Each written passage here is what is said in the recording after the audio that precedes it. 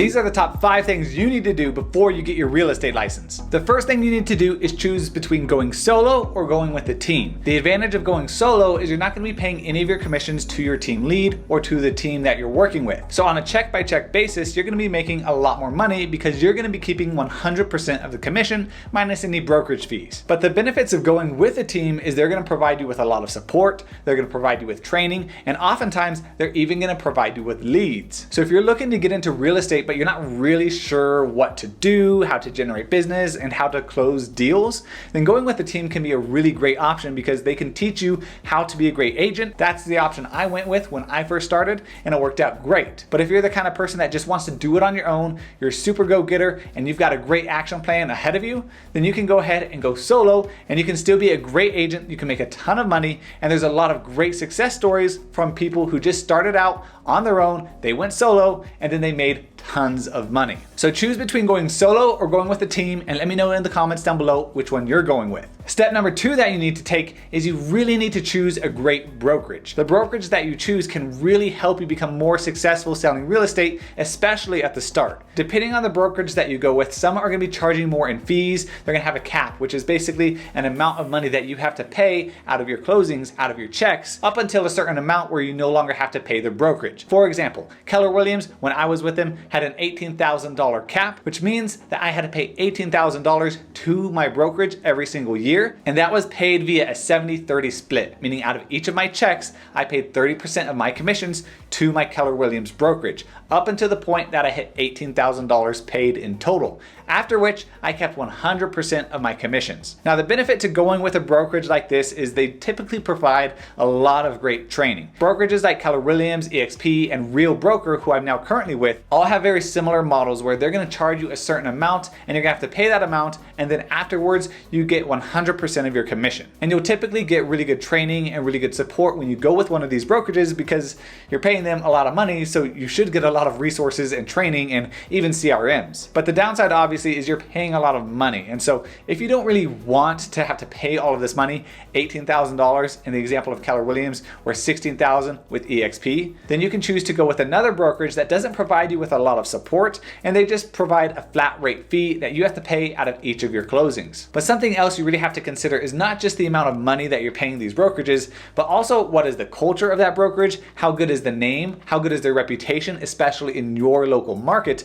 especially if you don't have a lot of experience, because you can really rely on the experience and the name of the brokerage when you're just getting started. So also consider the culture and the name and the reputation behind the brokerage, not just the cost. You have to take in the whole picture, and ultimately it's best to go interview multiple brokerages so you have a good idea of what the good brokerages are, which ones you're not such a big fan of, and then you can make the best decision and choose a brokerage that fits best with you. Now, the third step you need to take is to be financially prepared when you get your real estate license. The reason is because you're not necessarily guaranteed to sell a bunch of houses when you first start out. It might take you 2, 3, 4, 5, maybe even 6 months or longer to close on your first deal and get your first check. And that means that if you have to wait, maybe 6 months or longer to get paid, then you need to have some money saved, and you need to be prepared for that possibility. That way, if that does happen and it takes you 6 or 7, maybe even 8 months to close on a deal, then you have the money available and you can keep working on building your business in real estate. And you also need to be aware that there's going to be different fees associated with being a realtor. Even if you're not selling houses,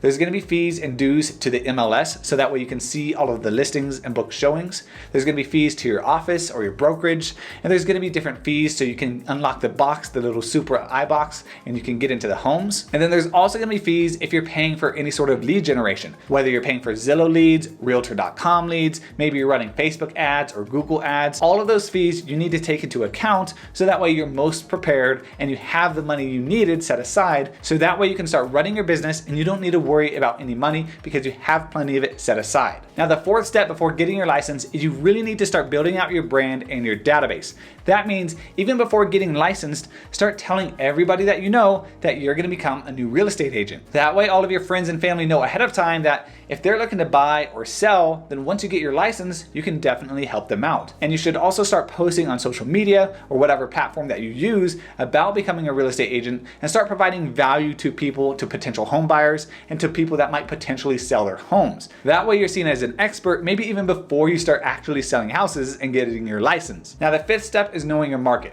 Whether you're going to do residential, commercial, maybe you're going to focus on investors, or maybe you're going to focus on agriculture and land. You need to know the market that you're looking to get into. And specifically, you need to know the areas that you're looking to sell in. So if you're looking to sell residential real estate in a very specific geographic area, you need to start knowing all of the numbers and all of the info about that area. You need to know what the average home value is, what is the list to sell percentage ratio, how many days is the average home spending on the market, how many homes are sitting on the market and eventually expiring, what kind of appreciation can home buyers expect in this area, and also what are the local restaurants, what businesses are coming into this area, maybe what businesses have left this area, what is there to do, what are the schools like, what is the community like, and you need to know all the information you can possibly find about this area so that way you are the expert on it and you can give a lot of value to the people that you're working with. And bonus number 6, if you stayed this long in this video, and if you did, make sure to subscribe, is create a lead generation plan ahead of time.